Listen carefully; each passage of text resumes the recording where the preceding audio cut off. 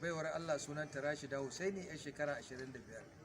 Abin da ya faru, an kama ta a kofar guga da wannan da kuke gani. Wannan ba wani abu bane da kuke ganin buhu, galaluwa ne waɗanda aka cike su makil galan 3 da fetur, kuma aka sa a cikin buhu aka dunkule su kamar yadda kuke gani. Wannan kuma leda ce, farar leda babba wacce aka zuba mai a ciki fetur, akalla wannan shi ma ya kai kamar galan 3.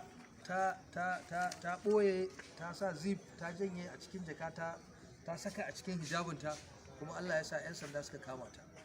An tambaye ta daga ina take. Na farko baiwa Allah nan ta ce ita daga Daddara take, amma ta ce ita asalinsu daga Bauchi suke, daga Gombe. Sannan daga baya ta zo ta ce ita a Hirji take a jamhuriyar Nijar.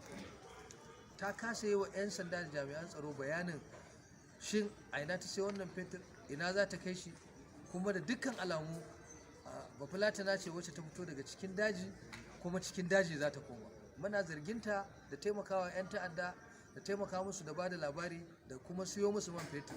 Kamar yadda kuke gani, tura ta kai bango, barayin nan ba su da wata mafita, babu inda wani abu yake shiga musu, shine suke turo matansu su shigo cikin gari da galuluwa ɓoye a cikin buhuna, a cikin jakunkuna, a cikin jakan leda, saka a cikin hijabi, su shiga da shi daji domin saka a baburansu. Muna kan bincike akan wannan magana. Mun gode.